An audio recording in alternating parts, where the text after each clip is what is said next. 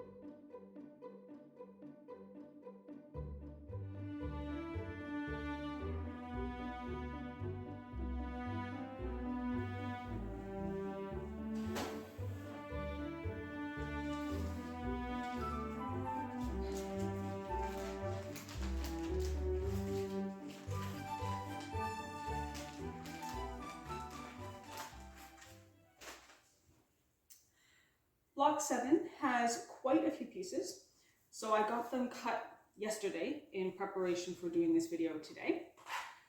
We have 1, 2, 3, 4, 5, 6, 7 different pieces for the center of the block. And then the last piece I have is the strip that's going to go around the outside edge for my block.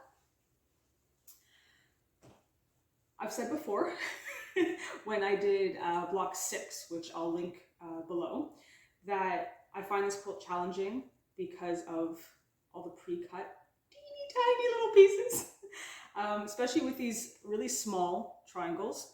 Trying to get these to fit through the sewing machine without losing a point, I find very challenging, but we are going to give it a go. Step 1 in this pattern says sew 2 medium print 2B. Medium print 2B, so 2 of these triangles. Okay.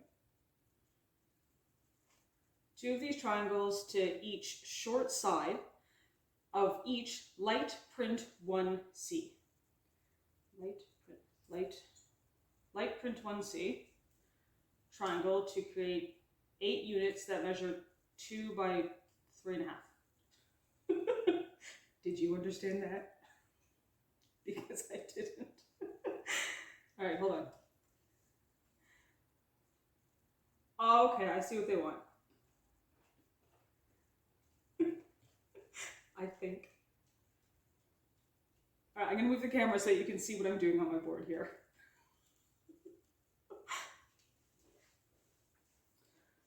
All right, so for step 1, I will be using these 3 triangles to end up with 8 rectangles.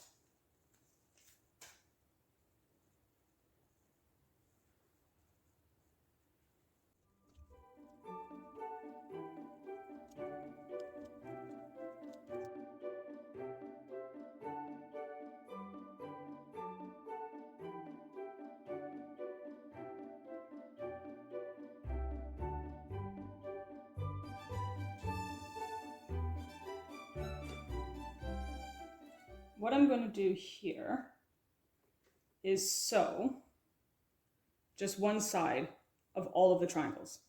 Then I'll take it and get it pressed at the machine, or at the iron, so that it folds over nicely before I then go and sew the other one, because the points at the top here are going to end up overlapping, and I will get a nicer finish if I press it before I sew the other side. I'm lining it up along the bottom, and that means the top does peek out a little bit, they will end up being dog ears that I cut off later.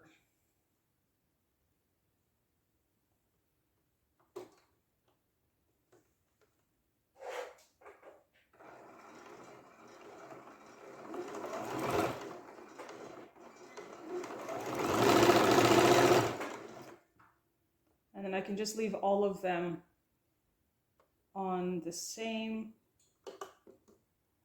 thread and separate them when I take them over to the iron.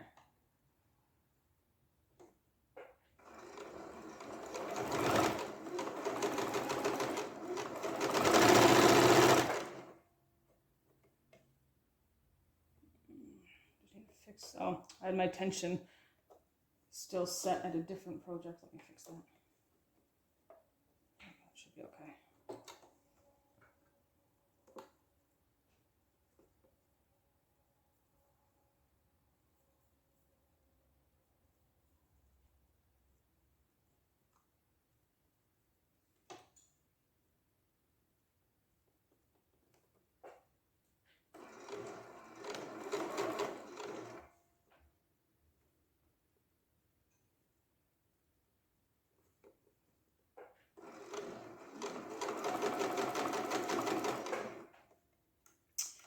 No, I'm bunching up at the back here. Something's gone wrong. Let me pause the video and see if I can fix that. Okay, I found the problem why my thread was catching. I know it's hard to see because it's such a light colored thread, but in my threading of the machine, I've accidentally gotten it wound around. You can see how this is where it's coming off of the spool, but it's accidentally wound around in here and it was pinching, which was causing the problem. So if I slide that off, you can see how it's wound around there, and obviously it's not supposed to. So I'm going to undo that. I'll rewind the machine, fix those first three blocks that I sewed, those seams that I sewed, and then continue with the rest.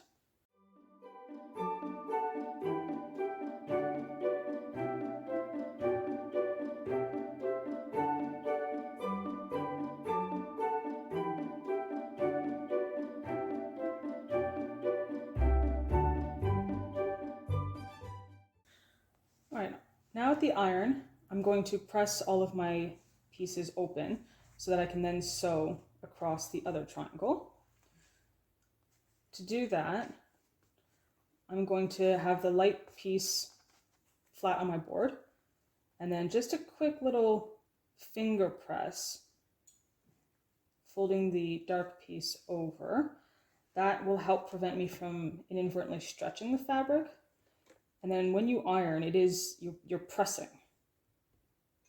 You're pressing it down, and that way the seam will be facing towards the dark piece.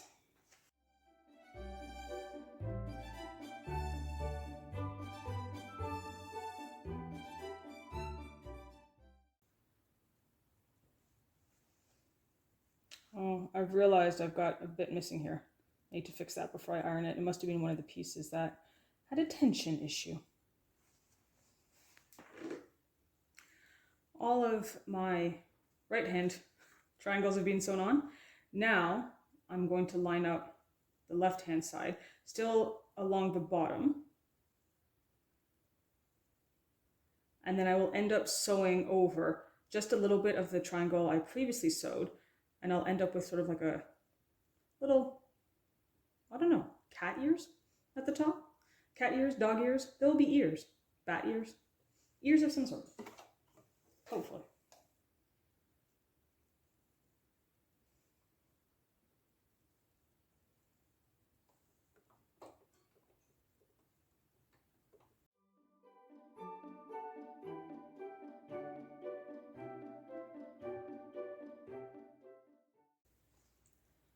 Okay, we're going to do the exact same thing we did last time, only now we're pressing our other corner.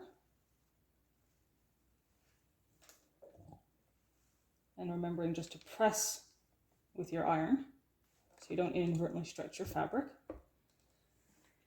Now here's where we all cross our fingers and hope that I have done this properly. It's meant to be 2 by 3.5. Oh yeah. All right, 2 inches, 3.5. And then all I need to do is cut off the dog ears on each block. Because these are such small blocks, I do shorten the stitch length on my machine so that I'm less likely to have anything unravel at the corners. And I know I said in a previous video that sometimes I'll press my seams open, but in this case, it lies better like this, and you end up with that corner piece of stitching there because I ironed the first piece over one way, and then I did the second the other direction.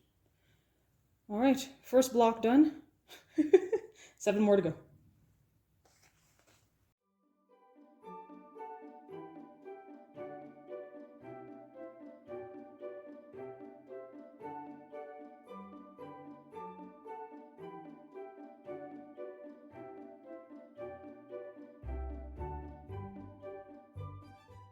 All right, there's step 1 finished. Step 2 now says, sew 4 medium print 2B triangles. Oh, that's the same triangle.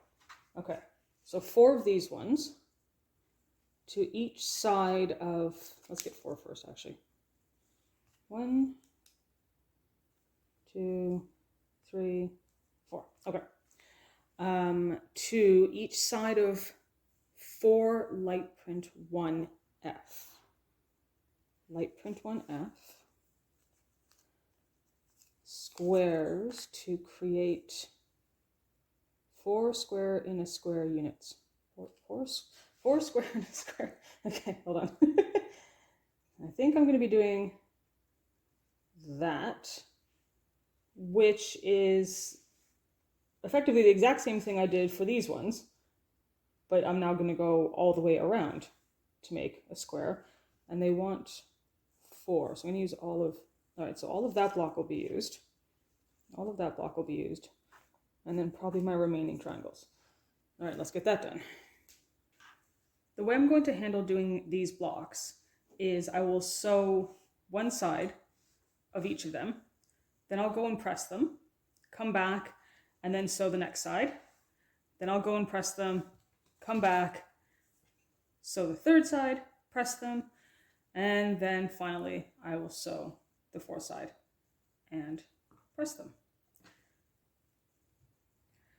To get started, the first thing I'm going to do is just lightly finger press to give myself a little bit of a crease where the middle is on my square. And then I'm going to do the same thing on the longer edge of my triangle to give me a bit of a center marker. Then right sides together, I can line up these 2 center creases. And then I will have little dog ears overlapping that will be trimmed later, but at least I know I've gotten my piece centered on the square before I sew it.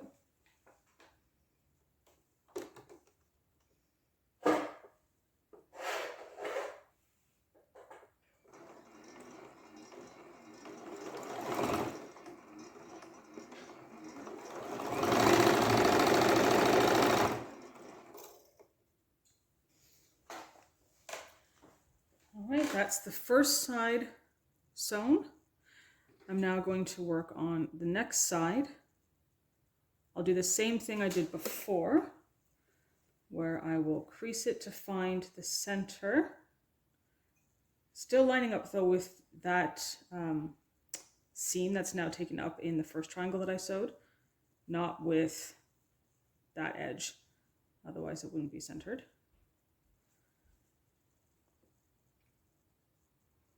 And if I fold this one so that the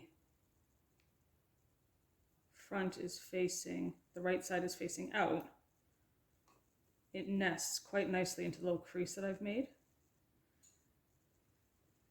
And you can see it still sticks over the side, and I end up with those little bat ears again.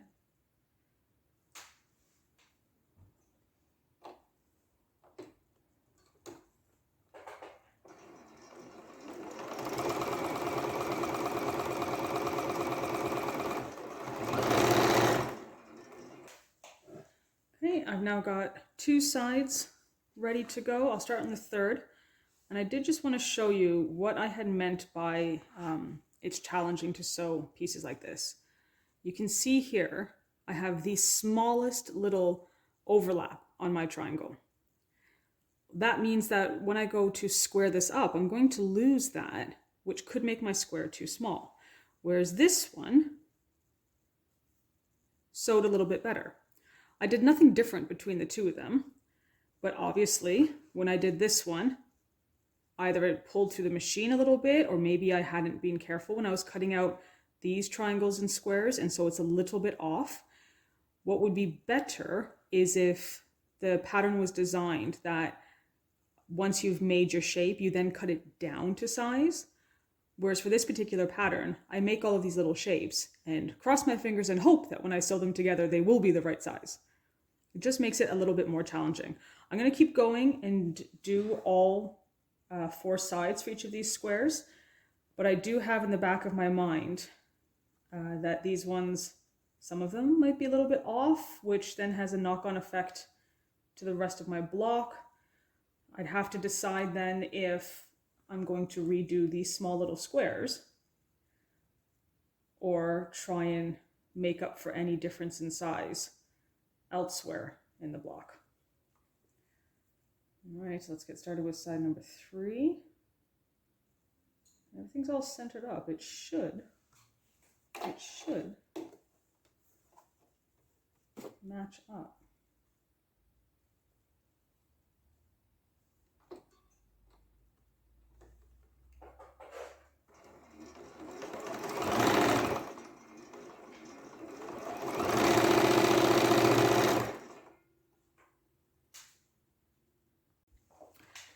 All right, that's 3 sides done. Side number 4 is left to go.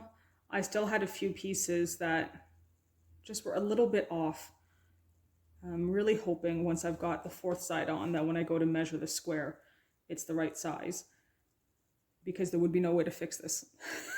I'd have to start again, and I don't have enough fabric for that. So fingers crossed, everybody.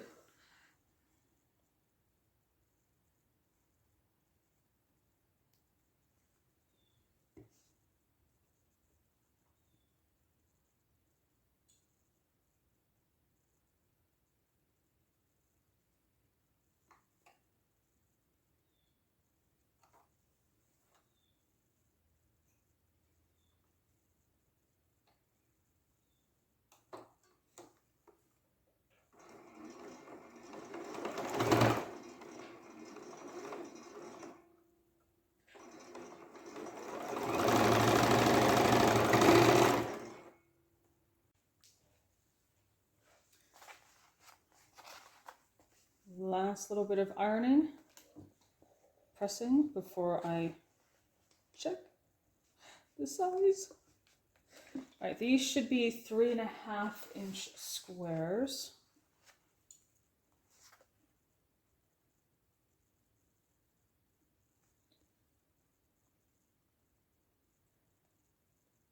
Okay, it is. It's not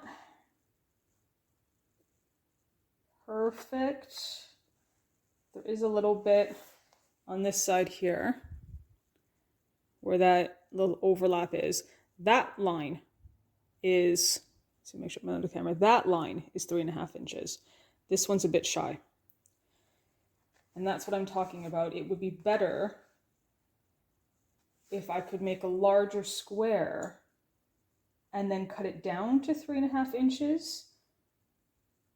But I think I can make this work. I'm going to make it work because, quite frankly, I do not have enough fabric or time or energy to make this again.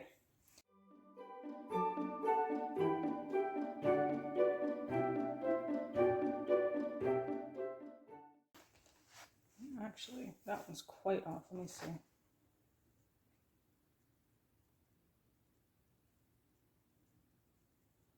I think instead of cutting off the dog ears this time, I'm actually going to use the rotary cutter to try and straighten this out as much as humanly possible.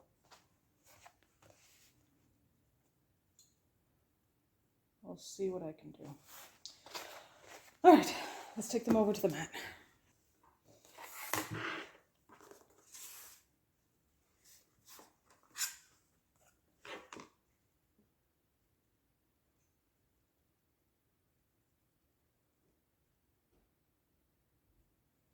All right, so what I'm doing is I've picked this corner to be the one that is perfect.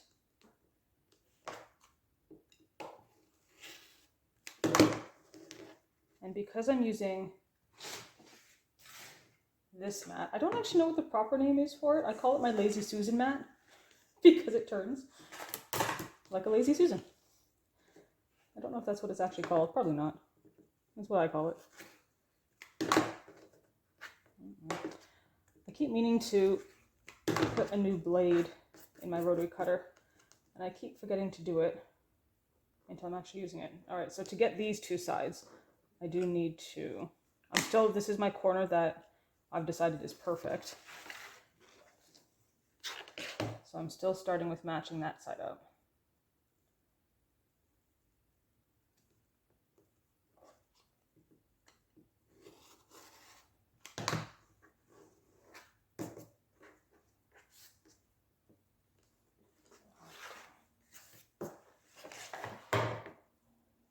That's the perfect corner there. So I'm looking at that one. Like so.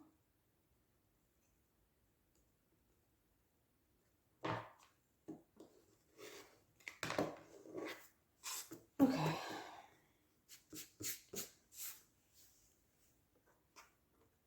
It's not as precise as I would like it to be, but it is, see that side looks a bit off. Let me check that again.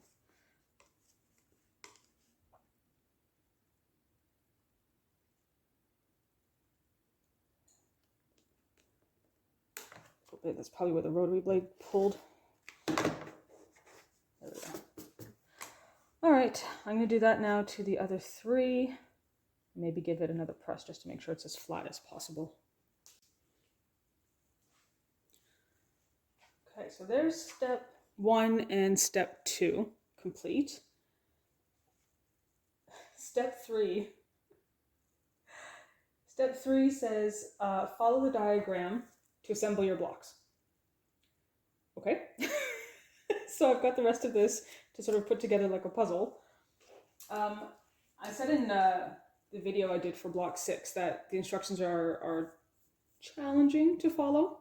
So there's already been one mistake in step number 2 where the instructions told me to sew the corners here.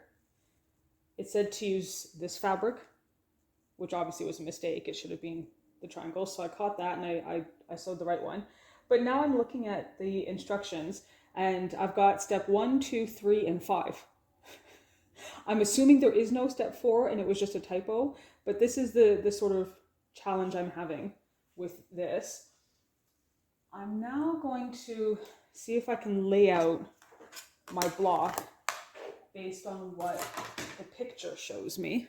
And I'm just going to move this over and put this one, my little Lazy Susan, in place. And then this is the other problem, is that it's showing me the picture square on. But as you saw at the beginning of the video, all of my blocks are on point like this. So I have to build it square on to follow the picture. Then I have to move it to have it sit the way it's supposed to. Okay, I'm going to start with these ones. I can see these ones in their diagram. Like that. Let me just peek at the camera and make sure that you can also see that. Yes, okay. Block A. How many of these do I... See, these both say... So in the diagram it says to use block A. But it doesn't tell me, this one's medium tan print A, and this is medium print 2A. I've only got one of this one. Okay, so this one must be the centerpiece if I've only got one. But you want it, oh no, that's wrong, hold on. That goes that way. That goes that way. Okay. Now these A's must be the corner.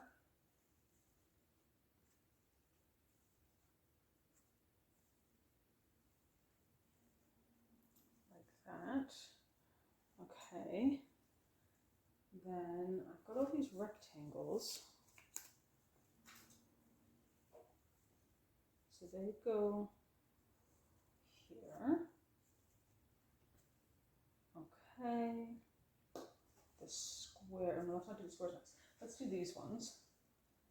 You want the point facing in towards the block. Okay.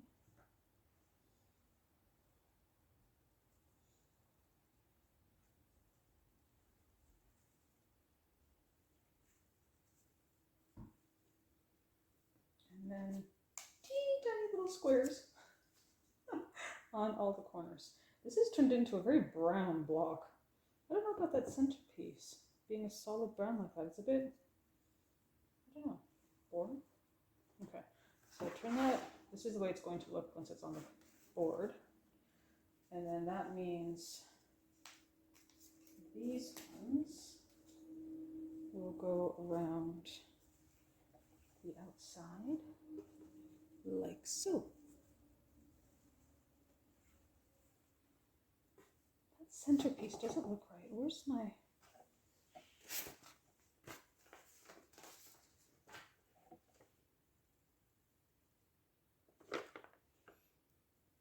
All right, I'm gonna have to pause the video and take a little look, because on their pattern, it shows a floral print in the center, which is not at all what I have. All right, let me have a ponder, see if I can figure this out.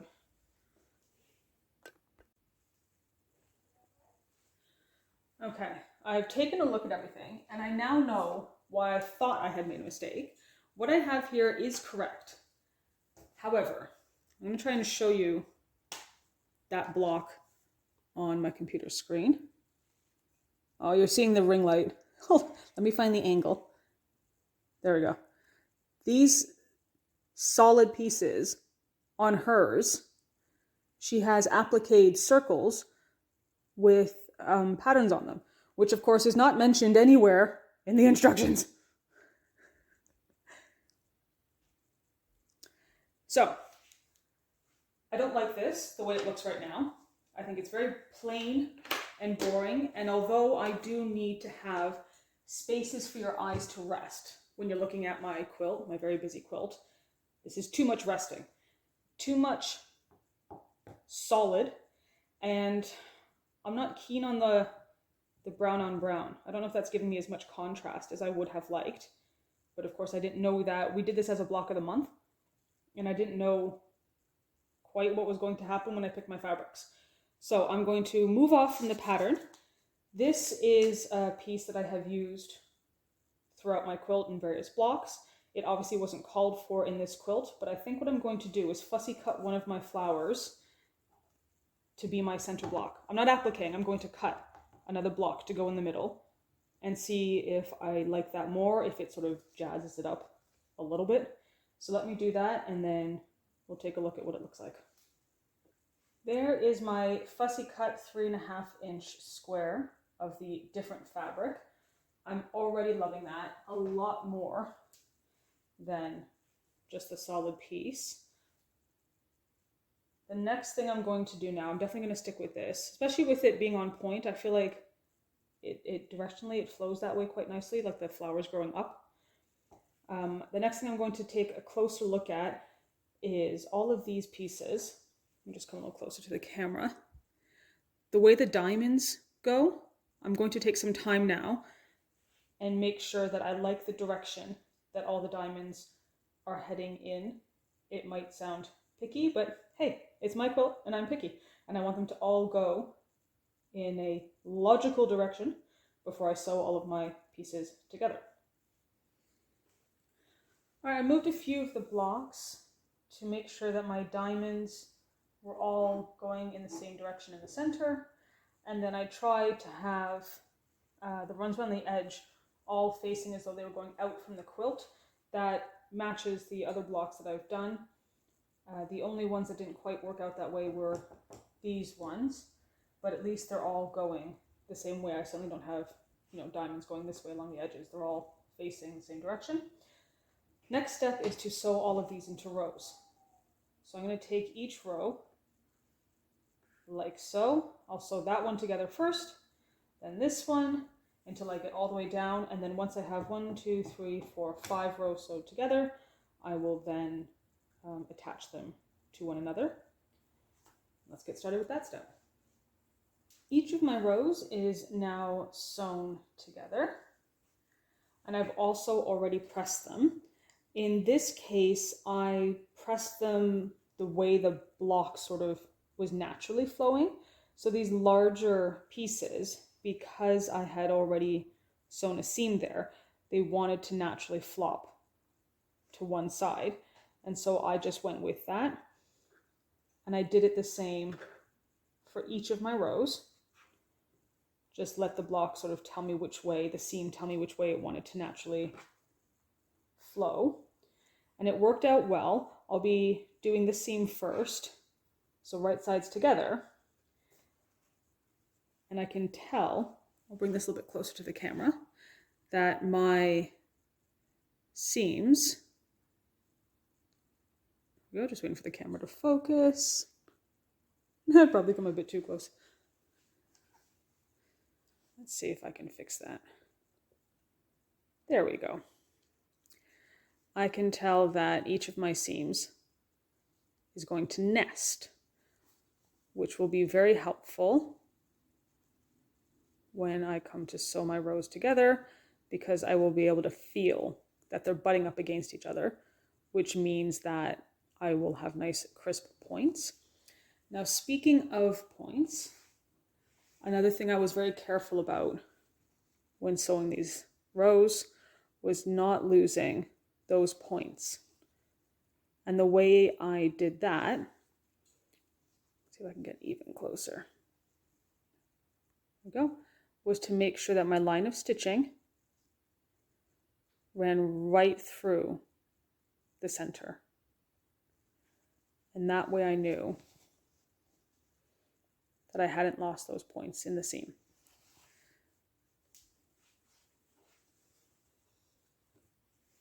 Okay, now to sew the rows together. And there's the blocks sewn together. I've pressed it and I've already measured. It is 12.5 by 12.5, which is what it is supposed to be before I put on the final strips around the outside edge. This time I ended up pressing my seams open because I had heavy seams going in both directions. And so there wasn't one logical way to do it. I decided to go open instead. And it seems to have worked out just fine. And my points have matched up fairly well, I think. Let me just check the focus. There we go. So again, I was very mindful, not burying any of my points in the seams, and then where there was joins, trying to get it to match up as best as possible. There was one corner, let me see if I can find it. No, not that one. No, that one's okay. This one. I did this one twice, trying to get that line to match this line a little bit better, but it still pulled through the machine. And I decided it was good enough, as it were. On a whole, when you're looking at the entire block, I don't think it's going to be noticeable, but it's the sort of thing that I try and keep on top of as I go through, so that most of my seams and joins match up nicely, with only an odd one like that one here that doesn't match up as well as I would like. So last step, getting the strips around the outside of the blocks, and then I can put it on the display board with the rest of the quilt. All right, I've just sewn the first strip on, and I wanted to show you. That point there I'm happy with, but this one I feel has been buried far too much in the seam. It gets tricky when you're sewing these ones. I sewed it with that side facing up so that I could keep the strip straight, but then that means I can't see what's happening along the back, and especially in this case where it's folded over, I wouldn't be able to see where the point is anyway. So I'm going to just undo that section and move it a little bit to see if I can get a better point on it. Okay, I've taken apart that side and re-sewn it. Certainly better than it was. I wouldn't go so far as to say it's perfect. I really like this one on the right side. This one still has a little bit of it buried. The problem is I'm running out of fabric. This is one of those blocks where there's a difference in the sizing, and that comes down to having to sew these little triangles together and things not quite going as well as I would like in the machine. Anyway, I don't want to go any shorter on my seam there because it's getting quite close to the edge. And that's where my problem is on the front. You can see the two pieces of fabric are joining there, and then I've joined to the block beside, and it's that corner, that point, that I'm trying not to bury in my seam. So I think that's as good as it's going to get. I'm going to give this a press and continue sewing the other sides.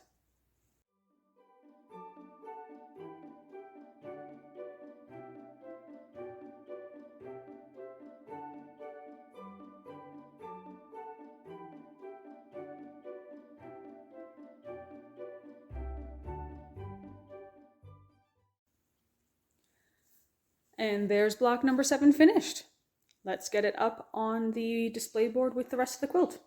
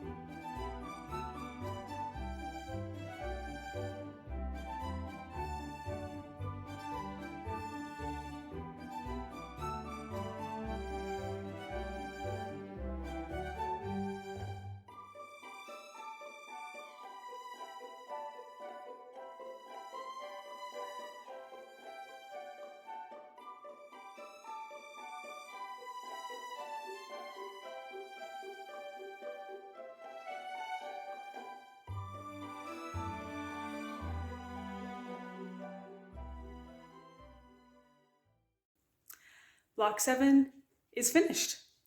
And I'm definitely happy that I decided to change that center square to be something with a pattern. Otherwise, I think it would have just been too much brown on the quilt. I think it sort of balanced things out. We've got that blue one at the top, and then the center medallion's quite blue, but then the other ones have a lot of brown in them, which I think balances it out. The next few videos I do will be showing the bottom of the quilt. If you have enjoyed watching me make block 7 of Reach for the Stars, you know what to do. Hit that like, subscribe, and bell notification to let me know to keep making videos. Bye!